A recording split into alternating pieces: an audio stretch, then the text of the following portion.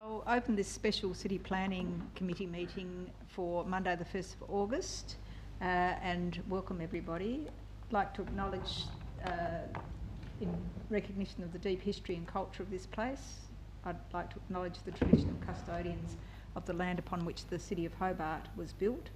I acknowledge the determination and resilience of the Palawa people of La Trawitta, Tasmania, who have survived invasion and dispossession and who continue to maintain and strengthen their identity, culture and rights. I recognise the value of continuing Aboriginal knowledge and cultural practice and pay my respects to elders past and present. So, do we have any apologies, Mr Banks? Councillor Coates and Alderman Briscoe, Chair. Okay, do we have anybody to co-opt at this stage? Alderman Thomas was going to join us online, hopefully. I see. Okay, so in the room we have Councillor Harvey, Alderman Barakis, Councillor Dutta and myself. So we have a quorum. Oh, and there's, I'd ask that, do we have to co-opt? Yeah. Ask that we co-opt Alderman Thomas. Thank you, Alderman Barakis. Those in favour?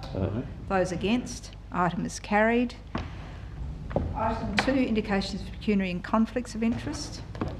Thank you, Chair. Item 3.1.1. Thank you, Alderman Barakis. Anything else? No. Do we need to just note that? Thank you. Move on to item 3.1. Applications under the Sullivan's Cove Planning Scheme. So 3.1.1. So you'll leave the room. Thank you.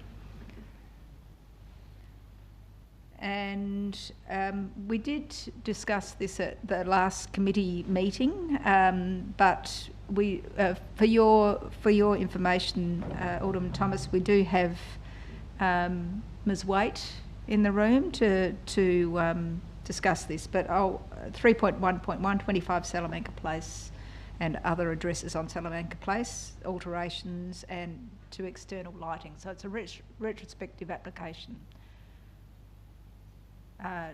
Ms. Waite, do you want to come to the table, please, and just point out the reasons for refusal?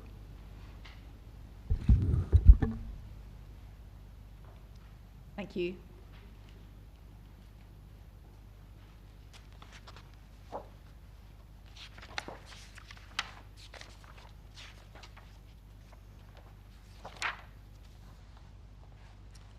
Thank you, Chair. The two reasons for refusal relate to the clause 22.4.5 of the Sullivan's Cove Planning Scheme in the heritage schedule because the works do not complement or contribute to the heritage significance of or appearance of the buildings are individually prominent, and the location, bulk and appearance will adversely affect the heritage values of the place. And also under clause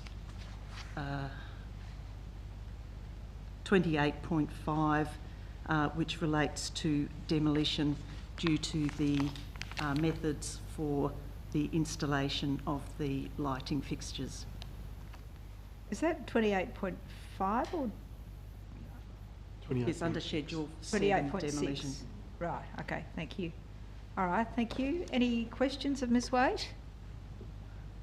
Can I just ask through you, Chair, so explain the damage that these lights potentially can cause. It's to do with water intrusion into the holes, is it? Or I can't quite understand the damage. I mean, I understand the potential damage to the sandstone because of the connection, but explain how it's all connected. Thank you. Through you, Chair. So the application describes the brackets, and there are 14 brackets, as being chemset into the parapet. So that's a hole drilled in and a bolt. So chemset is a polyester injection adhesive that anchors the fixings of the brackets into the stone.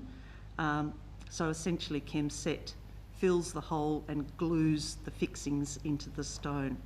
So the implications for this is, particularly in buildings of this age where the sandstone is soft, is that quite large holes are formed and that the the parapets, the upper levels of the building are actually quite, are often flat on top and are heavily exposed to rain and wind. So these features, it's where moisture can pool, moisture can disappear into the sandstone, and it can create new areas of moisture ingress and actually speed up the deterioration of this soft and porous stone. Mm-hmm. Any questions, Alderman Thomas?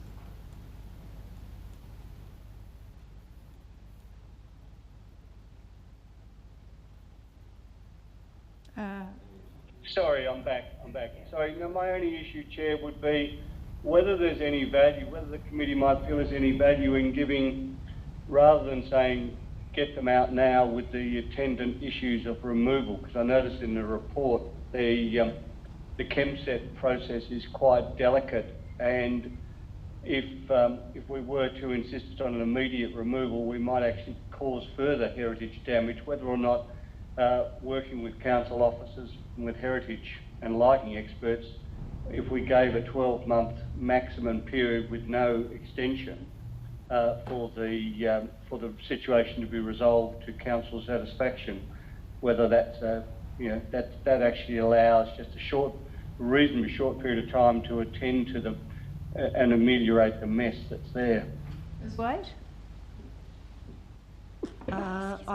In terms of ameliorating the damage, I think we would need to see the light fittings, sorry through you, Chair, need to see the light fittings removed, or perhaps an example removed, for us to ascertain the scope of damage. The damage is likely to be more extensive in the corner building, which is on the Whalers Hotel, where the sandstone is quite soft and porous, and we'll need to understand the scope of other fixings such as conduits, which the conduits are actually visible from Salamanca as well. They seem to be looped over the roof structure, and how they're fixed to the parapet is an unknown entity at this stage. Okay, thank you. Okay, so have we, Councillor Dutta? Thank you, Chair. Just another question with regards to that. Do we have a expert's evidence to substantiate what you're saying with regards to the softening of the sandstone?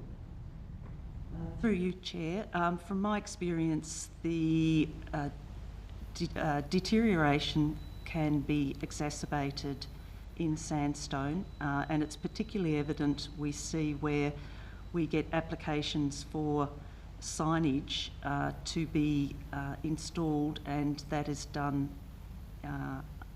in an insensitive manner, and the signs are ChemSet into the sandstone, and we see quite significant holes, further deterioration, and often damage that is more expensive to rectify.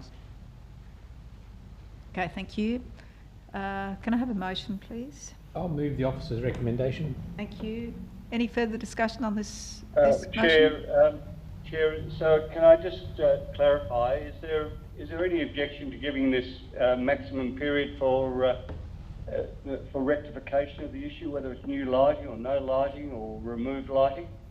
It just seems that if otherwise, in a precipitous rush to comply with a compliance order, we might cause more damage. This is just a short period of time, even 6 months.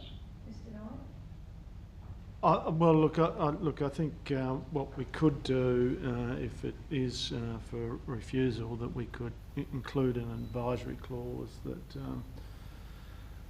to the effect that the applicant is, to have these structures removed within 6 months, in consultation with an appropriate qualified stonemason. Or words to that effect, to minimise damage to the structure.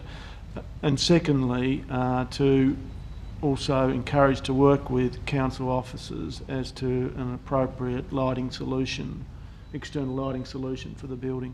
You happy to have that included? Councillor Harvey, you're nodding? Yes. Yes? Okay.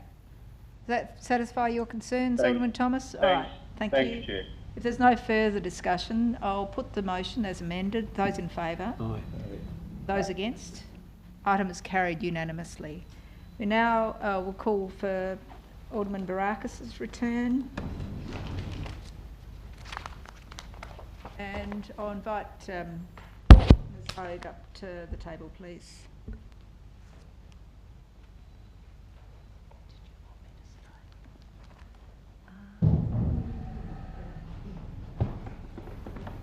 Thank you. So we started discussing this very briefly, and I was hoping that we'd have more than, well, we've got Alderman Thomas here, but it just gives us plenty of time to go through any of these things that may need more explanation in relation to the clauses and clause of provision in each of the sections as noted.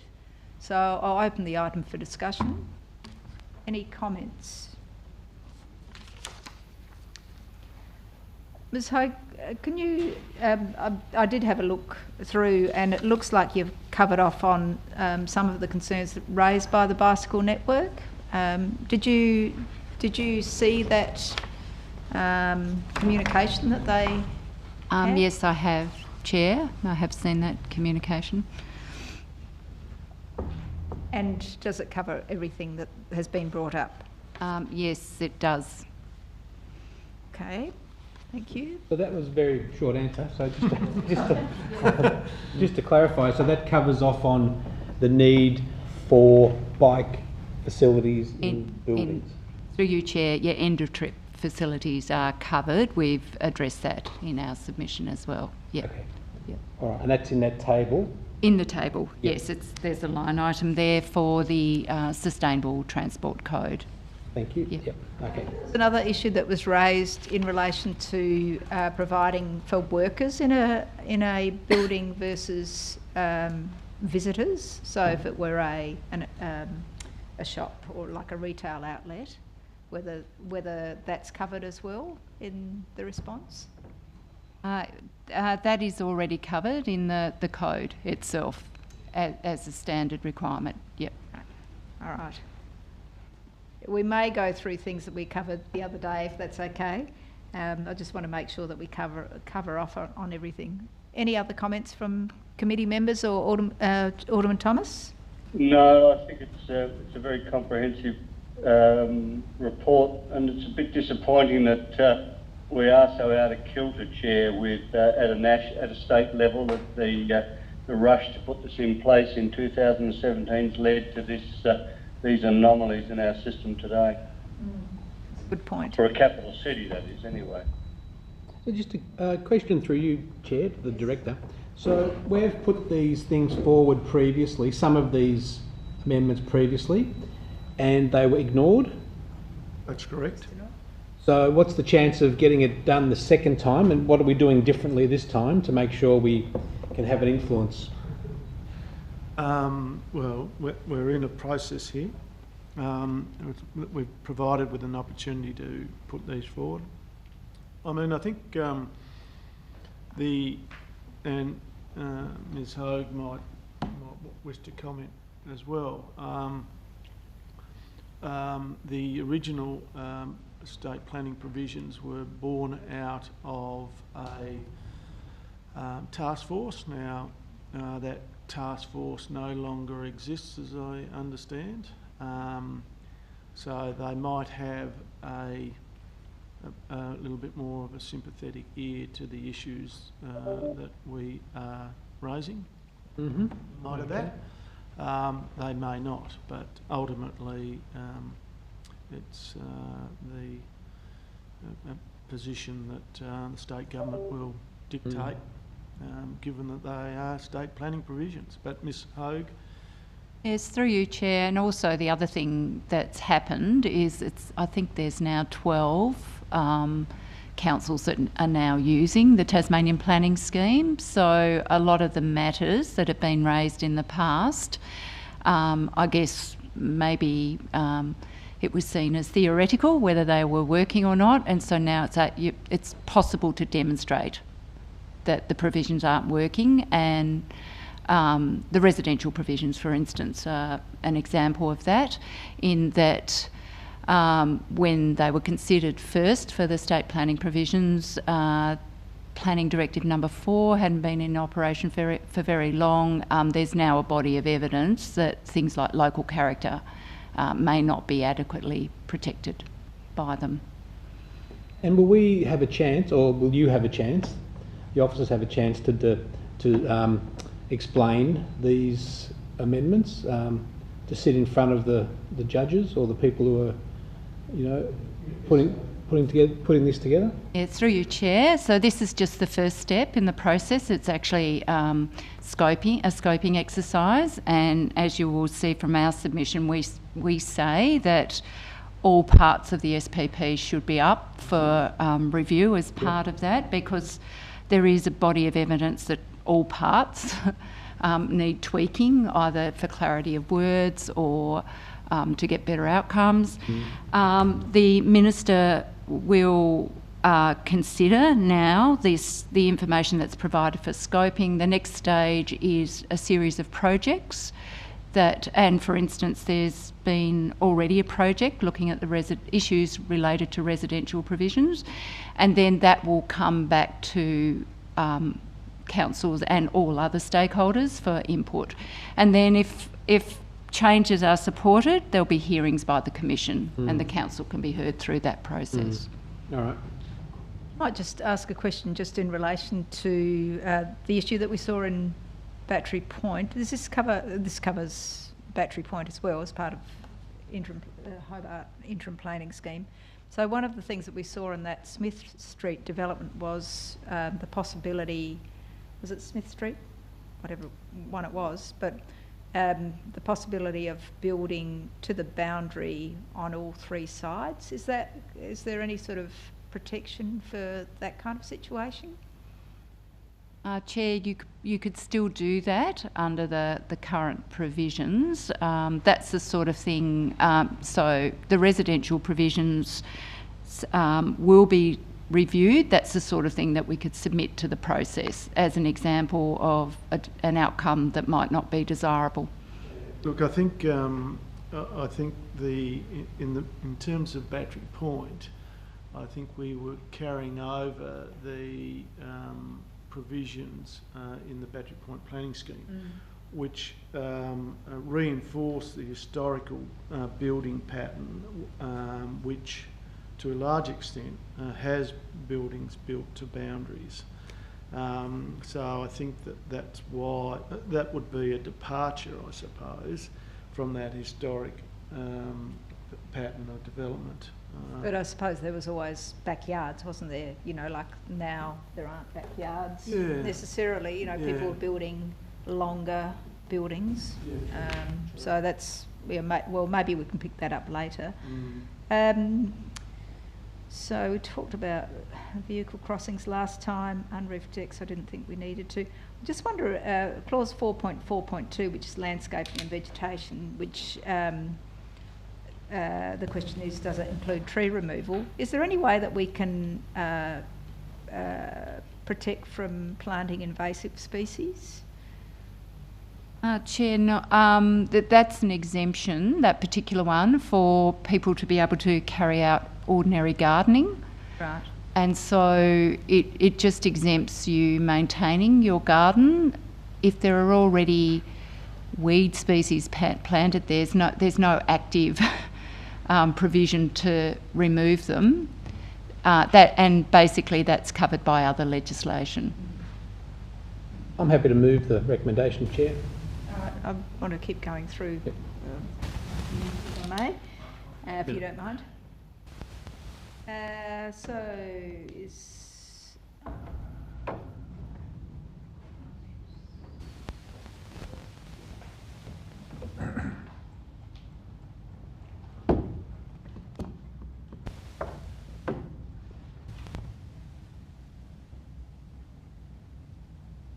Oh, 7.1.1 with, under the general provision, so there was lack of clarity around whether the clause allows for a change of use from one prohibited use to another prohibited use. So you're just asking for seeking clarification there? Yes, Chair, that's what we're asking. So some of these submissions we're making are what we're hearing also from other councils who are implementing it, and also from our development planners who have looked in depth at the provisions and can see that that if they were to interpret that they think that it wouldn't be clear. So we're asking them to revisit the wording. There was greater flexibility under the previous planning scheme for this type of change of use, and yeah, I think there's some nervousness from the officers that we don't have that flexibility of allowing a prohibited use to change to another prohibited use that may be more in conformity, and so we think that that's probably a good planning policy outcome, that we progressively graduate to an improved, more compliant land use. So yeah, that's and I think, you know, most property owners would appreciate that flexibility as well. Okay. So the site coverage and private open space for all dwellings, which is 8.4.3 on page 454.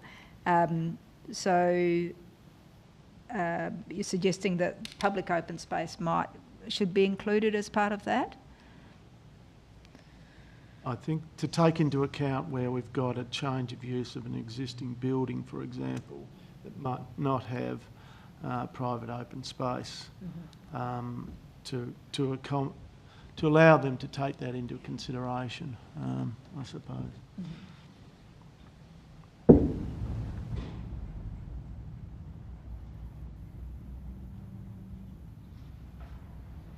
So in a residential zone, so that's 9 and 9.2, so food services and general retail hire are discretionary without qualification. For example, new shops in existing houses would have the same status as a change of use to a shop from an existing office. It's unreasonable to allow unconditional spread of commercial businesses, because we have that problem in South Hobart in particular, don't we? It impinges on the residential amenity, and we've got specific areas that we want to have as professional rooms. Yes, Chair, so that the policy position in the state planning provisions allows more commercial uses in the residential zones, so which is different to the Hobart Interim Scheme. So we're asking for it to be similar because of that issue with amenity. Again, just have to see whether they accept that policy position. So does that allow for like corner shops to be in residential areas? Yes, local shops? You can. Yes, they are allowed as well. Yep. Okay. So this rural living zone, food services being discretionary up to 200 square metres, regardless of whether an existing commercial building or displacing a residential use is considered to be inappropriate. That's pretty obvious, isn't it? Again, Chair, just a different policy position in the state planning provisions to what was in the Hobart Interim Scheme. Okay. Okay, so building height, setback and siting in, this is rural living zone, the frontage setback of 20 metres is excessive. So will that change any pattern of development in somewhere like Ridgeway? Chair, what it's likely to do is just make applications discretionary, which which would otherwise be permitted under the Hobart Interim Scheme.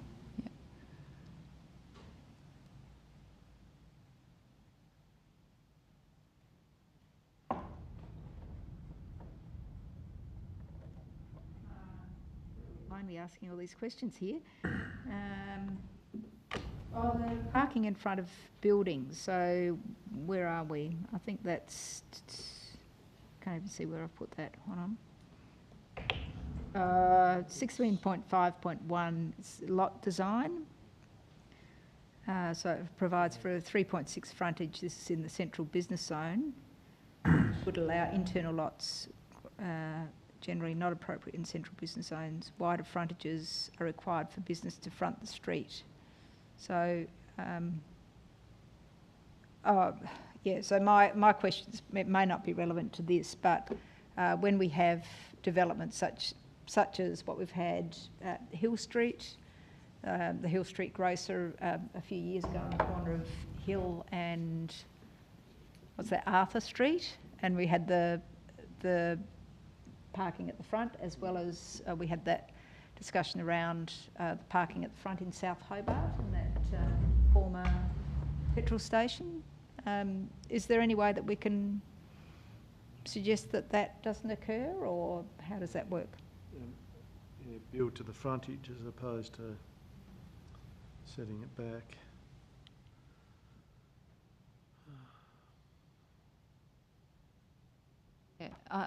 Chair, I'm not sure which zone that was. So that provision you were talking about is in the central business zone, so that would be the residential zone, wouldn't it? Like for an example of that. Those were residential zones. So normally you'd have something like a 4.5 metre frontage setback. So to build a car park in the front like that, it would be discretionary. So the council would have the right to refuse, although you'd have to look at the criteria, and streetscape would be one of those matters that you would consider. Yeah, it was interesting. I think that one was a previous service station too. South Hobart? Um, both were, weren't they? Yeah, both were. So they were fairly unique situations there. Okay, I think that might be the end of my questions. This is really around heritage. So the assessment of clause C6.2.3, you're suggesting that should be removed. Places with shared heritage values, e.g. state and local significance, should be managed to conserve all values and involve all associated levels of government to ensure the matters of concern to the local community are not overlooked. So that's just to stop that confusion. We have Ms Waite here, Chair, that can answer that, but basically the policy position in the state planning provisions is that if something is listed on the Tasmanian Heritage Register, then there is no local assessment. But Ms Waite can elaborate if necessary. Yes, Chair, that's correct, and that if a place is on the Tasmanian Heritage Register, it is not looked at in terms of heritage precincts either, from the advice we've had from those councils that are already working with the local historic heritage code. Yeah, I think the concern is then that, streetscape and setting is not necessarily considered by the THC in those circumstances, and you could have a situation like Arthur Circus having a completely different build outcome as a result of interpretation by the THC. Now, we've had that tested previously, and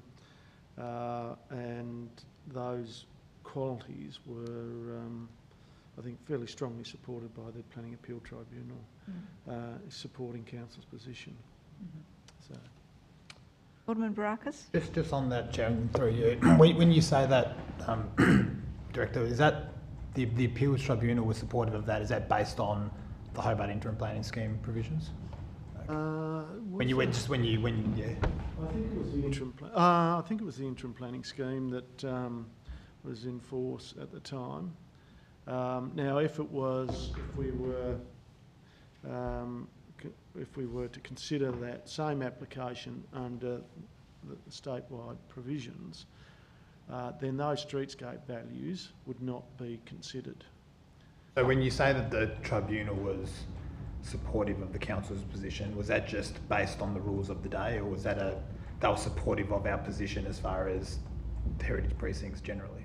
Both.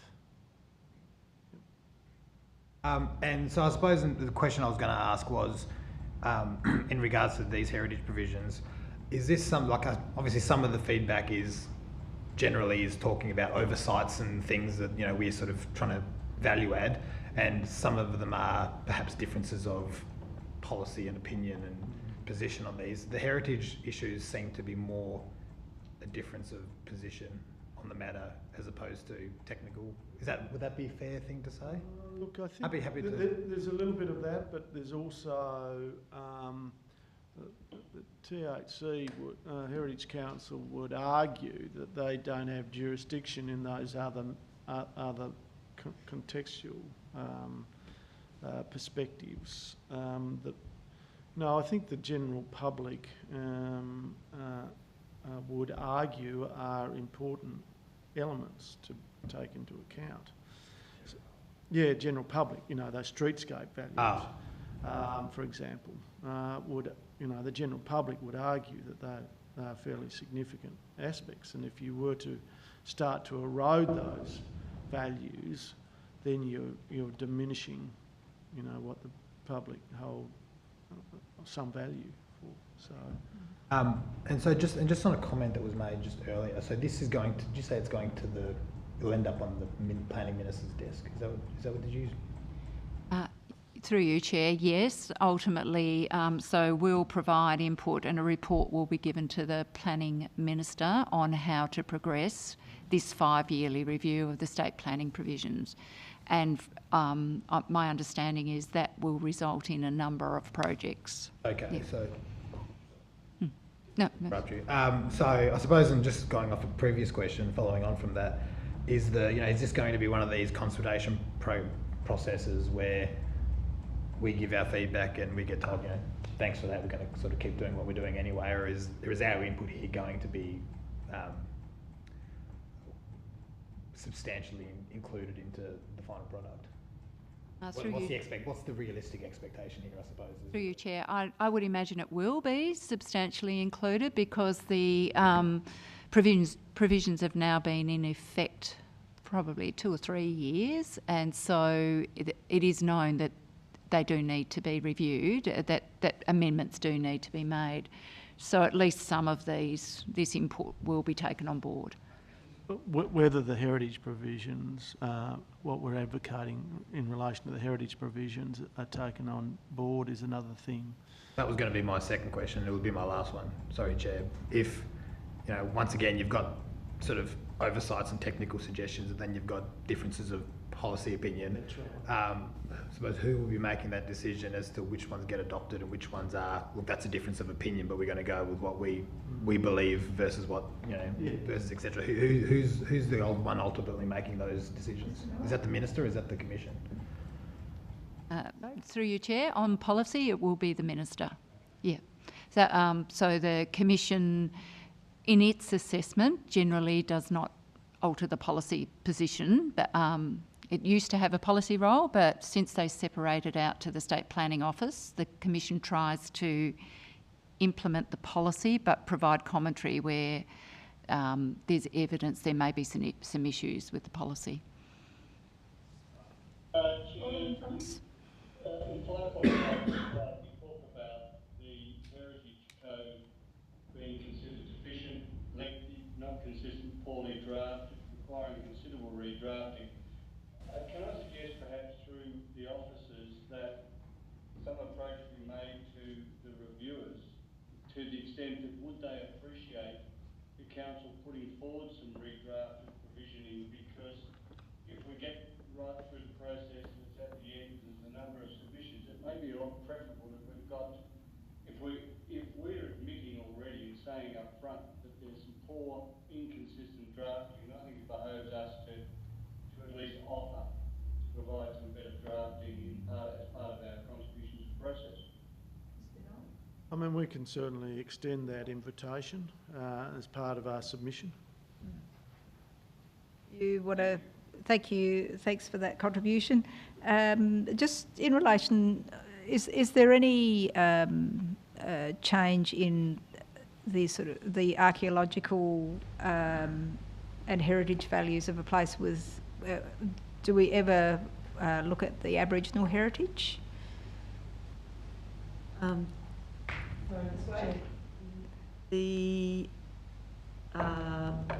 understanding is that the application of the code will apply to archaeological potential, and that may include some contact, but the Aboriginal heritage is covered under the specific piece of legislation, so that would take over any assessments or considerations. So with the cable car, so just say if there was an application for a cable car, would that have been considered under the appropriate Aboriginal Relics Act or whatever it is called now?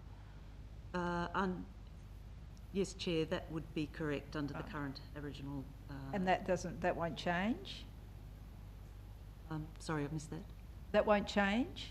No, I don't think so, Chair. No, I don't believe so. There was some provisions within the management plan, Wellington Park management plan, around those matters, as we know, that were needed to be demonstrated as part of the application. But yeah, the Aboriginal Relics Act is the head of power for those matters in a general sense. Okay, thank you. All right, so if there's no other comments, any other comments from you, Alderman Thomas? No, I'm happy, thanks, Chair. Okay, Good work done. So yes, thank you for the work that you've done. It's obviously taken a long time. So Councillor Harvey, you're happy with that addition from Alderman Thomas? Yep, I think so, yep. Yep, thank you. The only question I've got here is the climate change item. Assessment needs to be undertaken at the whole of risk level rather than individual development level. How does that apply? Like in the example cited is say a seawall, where you've got to look at the cumulative impacts, like not just the individual property, but how does that apply to, say, housing in areas in the future where we know that the impacts of climate change will be severe and will be made severe by the accumulated impacts of all of the developments in an area? The first one might be okay, and then the 10th one might be tipping point. Yeah, I mean, we do that to some degree, particularly around stormwater capacity of the system, and taking into account the developed state of the catchment, and taking into account predictions around 100-year flood event with 1%. 1% with a changed climate overlay included on that. So I don't know, Ms. Hogue, is there anything else that we might be able to add in relation to that? Oh, through you, Chair, there's mapping attached to there's flood risk mapping from coastal inundation and from overland flows as well, that would be looked at as, depending on where it is and where those overlays apply. Those overlays are provided now at the state level to some degree, and in fact there are ongoing projects to review those. For instance, there's a overland flows flooding project that DPAC are running at the moment, which will improve the information. So with the state planning provisions, it's actually easier to incorporate that updated information as you have better climate change information. But I know the overlays, we signed off on the 35 catchment overlays a year or so ago. But that's just so people understand the risk, not so that council and so council can manage the risk, but it doesn't necessarily prevent the risk. That's right. That's exactly right. We're not going to completely engineer our way out of risk completely with that issue. That's the STCA's coastal hazard strategy is specific to, identifying what's a council's risk versus what's a landowner's risk versus the Crown. Well, but it's, but we can't limit the risk. People can be informed about something, but we can't say, don't do it. We're not going to allow this because it exacerbates the outcome when there is an event. Well, no, I think there's an acknowledgement that we shouldn't be necessarily exacerbating an outcome, and that's why we require retention basins, retention tanks and those sorts of installation to not necessarily increase stormwater flows from a site, for example. I mean, I think it's fair to say that we've become much more sophisticated in our understanding of the issues and requiring improved measures to mitigate those impacts. But it's always about mitigation rather than no, you can't do that.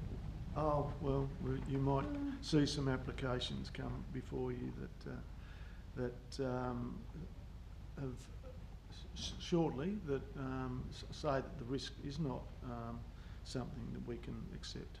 We've certainly had that on Murrayville Esplanade as well, where we've said that it's refused on that basis for extensions or second houses. Yeah. Okay, all right. Well, I think this discussion has been really useful. So thank you for all the work, Ms Hogue and Ms Waite and Mr Noy and team. So I'll put the motion. Those in favour? Aye. Those against? Aye. Those against? So show of hands. Those in favour? Councillor Hardy, Councillor Duffer, Deputy Lord Mayor Alderman Thomas. Those against? Alderman Brains. That's carried. Thank you. Meeting closed.